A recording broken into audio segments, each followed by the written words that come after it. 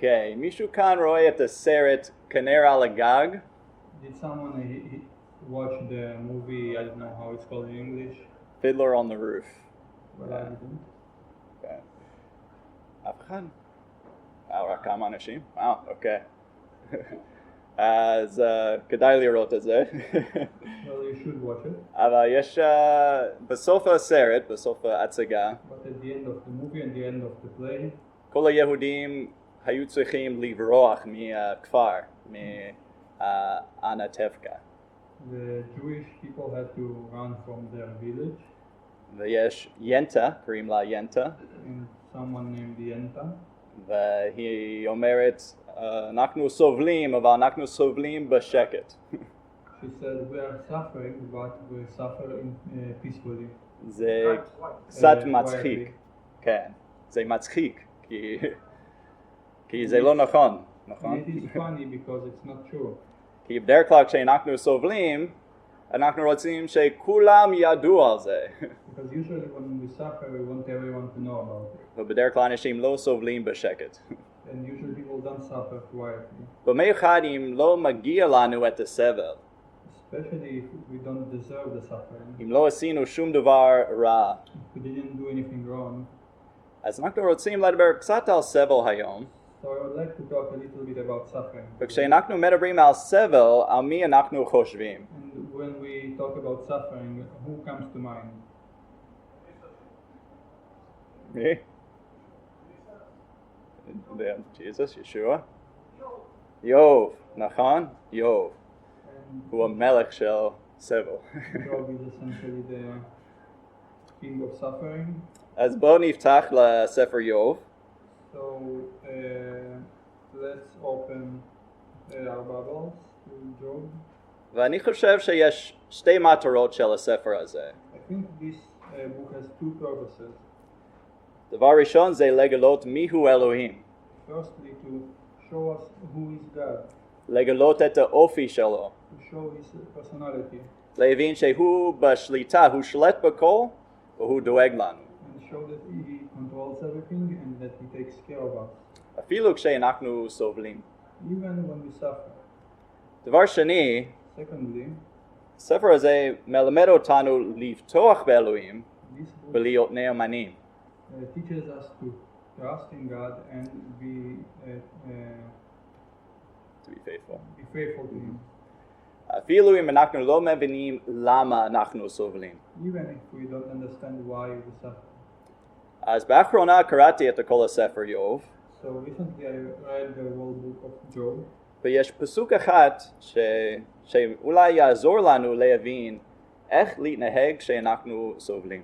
and there is one verse that can help us understand how we should act when we suffer, במיוחד אם לא עשינו שום דבר רע, especially when we didn't do anything to deserve the suffering, כי איוב הוא דוגמה בשבילנו. because Job is an example for us. דוגמה על איך להתנהג כשאנחנו סובלים.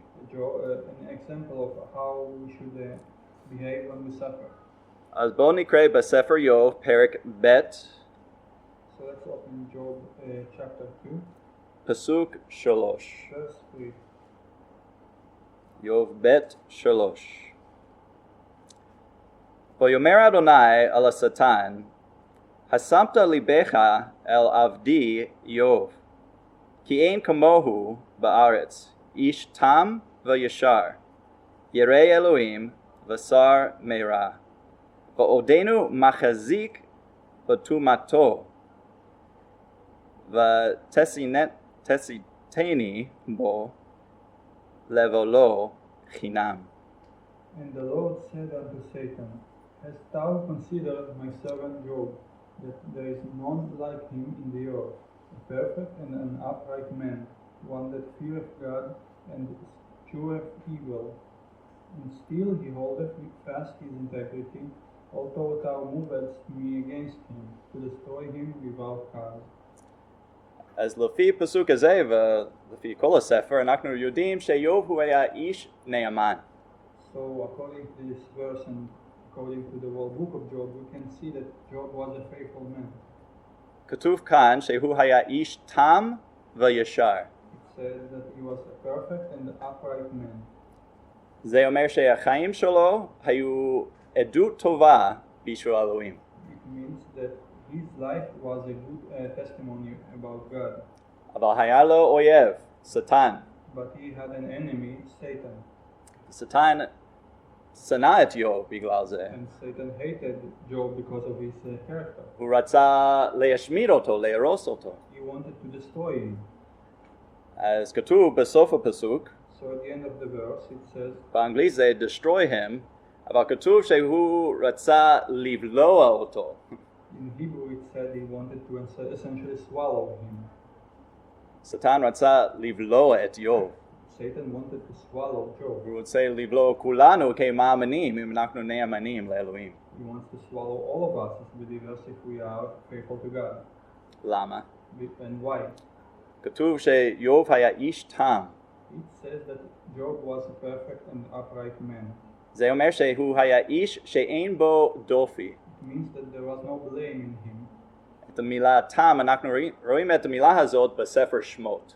The word tam in Hebrew, we see it in the book of Exodus. כן. בקשר לפסח. Regarding Passover, כי השא של פסח because היה צריך להיות שא תמים. the lamb that was sacrificed during Passover had to be blameless. אז אנחנו שרים בשיר שלנו שישוע הוא שא תמים. And we also sing in our hymns that Yeshua is a blameless lamb. אז כשאנחנו קוראים כאן שאיוב היה איש תם, הוא לא היה איש תם כמו ישוע, So בלי חטא. when we read about Job that he was a blameless or perfect man, it doesn't mean that he was blameless like Yeshua without sin at all. הוא היה חוטא כמו כולנו. He was a sinner just like all of us. אבל קוראים לו כאיש תם, But he is called blameless here כי הוא חי עם עדות טובה כמאמין. because he had a genuinely good testimony as a believer. זה מדבר על אופי של איוב. And that speaks about his character. הוא הורה את האמונה לאחרים דרך המעשים שלו. He showed his faith to other people through his deeds. השטן שנא את זה. And Satan hated it. הוא רצה לבלוע את איוב, He wanted to swallow Job, להשמיד את העדות של איוב. to destroy his testimony. להראות לכולם שאיוב הוא רק נאמן, הוא רק נראה כמו איש נאמן, כי כל דבר טוב בחיים שלו. To show everyone that Job was only faithful to God because everything went well in his life. אז אנחנו רואים בפרקים א' וב', So we read chapters 1 and 2. אנחנו רואים איך אלוהים הרשה לשטן לפגוע באיוב. We see how God allowed Satan to hurt Job. הוא באמת לקח הכל מאיוב. And he really took everything from him. את הרכוש והעושר שלו, His possessions, את and הילדים wealth, שלו, his children, אפילו הבריאות שלו. even his health. השטן רצה שאיוב ייפול בגלל זה. And Satan wanted Job to fail because of this. לדחות את אלוהים, That he will reject God בגלל שהוא סבל.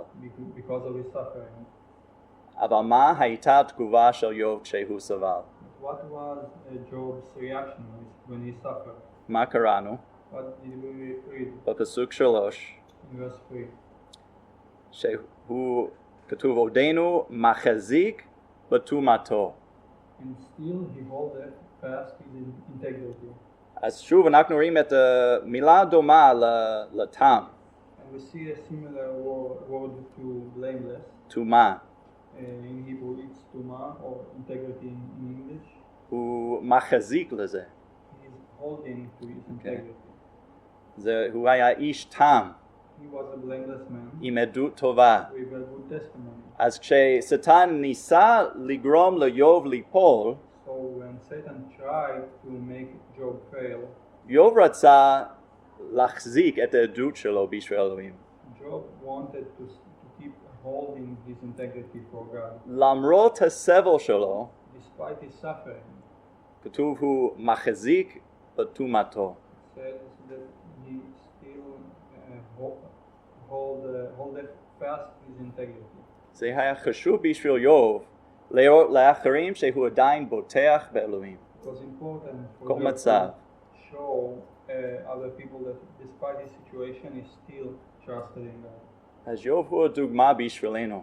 And Job is a good example for us. כשאנחנו סובלים, When we suffer, אנחנו צריכים להחליט מה לעשות, איך להתנהג.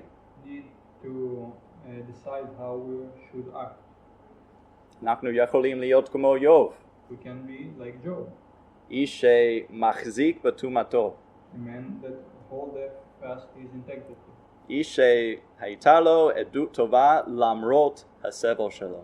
that someone who kept having a good testimony despite his suffering. ואפשר לעשות את זה אם אנחנו זוכרים מיהו אלוהים. And we can do it as well if we remember who is God. צריכים לזכור שאלוהים הוא בשליטה, We need to remember that הוא God שולט בכל, is in control and he controls אפילו everything, כשאנחנו סובלים. even when we suffer. אז גם צריכים לחשוב על התגובה שלנו לסבל שלנו. And we need to also think about our reaction to our suffering. כי התגובה שלנו יכולה להשפיע על העדות שלנו לאחרים. Because our reaction can affect our testimony to other people. אז אנחנו נסבול, זה עובדה של חיים. So we will suffer, this is a fact. אבל השאלה איך אנחנו נגיב לסבל But שלנו. the question is how we will react to our suffering. אמן. Amen.